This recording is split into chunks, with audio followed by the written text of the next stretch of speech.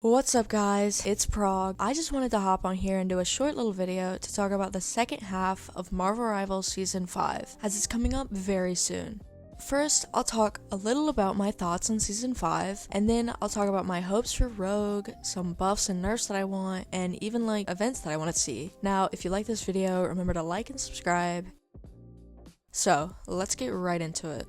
First, obviously, my thoughts on Season 5 so far. I really used to love this game a lot. I had so many hours, but around Season 2, I fell off and kinda quit, only having like a couple hours per season. But maybe it's the nostalgia or Gambit or whatever, but I came back this season and I've been having a pretty good time.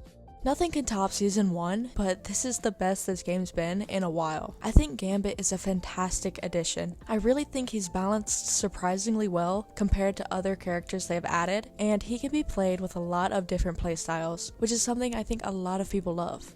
Marvel Rivals has always been very good at listening to their community, and this season definitely shows it. I think the Times Square map is fun for, E-daters or whatever, so they can get out of Doom Match, and 18 vs 18 is great for Chaos Junkies, I suppose.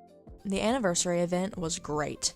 I mean, 2,500 units is crazy to give out. Plus, the free legendary Jeff skin is super cool. Now, did the characters who got event skins need them? No, absolutely not. Except Mr. Fantastic, and his skin is kinda buns. Also, the addition of placement matches. I think this is great for people like me, who haven't played in a while. My rank in 4.5 was like bronze, I think. But I got placed plat because I have a high peak. But for others, like those in new accounts, I'm sure this wasn't really helpful, like it might have been in other games. Still, all the events, additions, whatever, have been really good. But now, onto the bad things. First, this season's Battle Pass.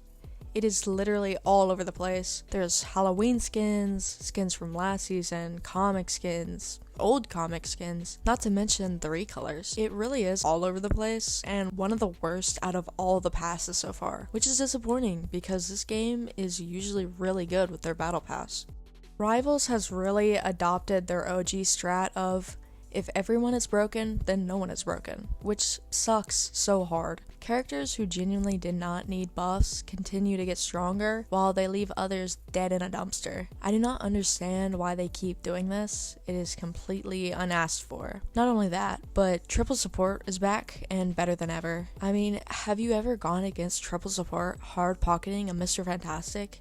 Hell on earth. They really have to do something about triple support, because it's terrible to go against. Either you also go triple support, or some other whack-ass comp like triple tank, and what's the chance you get 3 people willing to play tank on your team? I can barely get 1. Ranked is back to whoever has better ults wins, which is just so lame. Rivals, please stop this. On to 5.5. Speaking of tank, I really hope Rogue is a tank. Now, I know a lot of people want her to be a support, but we just need more tanks. Any incentive to get players to play tank is one that I am here for. No matter what though, I actually have really high hopes for Rogue, and with how Gambit turned out, I have faith that they will do her justice. Now, that could just be my optimism talking, seeing as how they butchered some other characters, but we'll just have to see. Now let's talk about some buffs and nerfs. This will be short, I'll just do some big ones.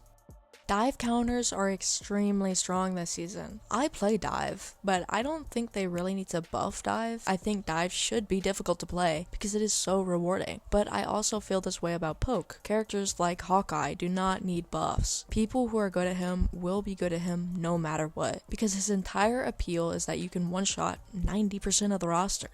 But back to what I was saying. Not every character needs Overshield, Anti-Heal, Lifesteal, or Earthbound for every ability. Earthbound especially just pisses me off, I can't lie. It is such a big dive counter, and so unnecessary. Bucky is obviously the biggest example of this. I mean, Jesus, he has half of these things I just mentioned. Now, in an opposite direction, Daredevil, who is just permaban this season. I have never seen a Daredevil where I've been like, wow, he's really good. But he's always getting like 3 kills every team fight, which is just insane. Now, is this probably a skill issue? Sure, but there's still obviously at least something a little wrong.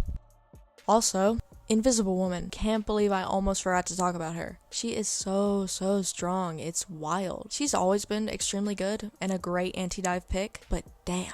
They either need to nerf her shield healing output on herself or its HP, because her survivability this season is crazy. Speaking of survivability, Mr. Fantastic. I have been hating on him this entire video, and I will continue to do so. This guy is so strong for no reason. Why is he not just a tank? Him, Sue, and Thing are literally counters for 90% of the hero roster. Why do we have the lore accurate Fantastic Four, except for Human Torch, in this game? Now, the weak characters. Listen, I'm so glad that flyer meta is over, but why did they do that to my boy Johnny? Just dead in a ditch. Completely unnecessary nerf too. He's nearly unplayable in the state that he's in. Same with Ultron. I don't even know what to say about him. Just buff his healing a tiny bit. There's no reason Black Widow should be doing more healing than he is.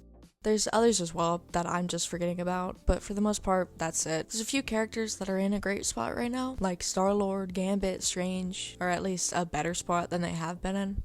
That's it for nerfs and buffs. The only other thing to talk about is events I hope for in 5.5. Now, obviously, I don't know when the winter events are coming, but either way, I hope they're fun. Last year's events and skins were great. It was before Salak, Luna, and Invis got every skin, so hopefully the characters who need skins will get them. I also hope there's a fun mode like the Jeff one from last year.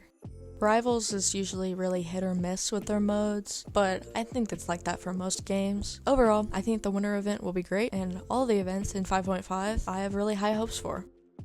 So that's all. Make sure to like and subscribe, and let me know if y'all want more Marvel Rivals videos in the future. I'll see y'all in the next one. Bye.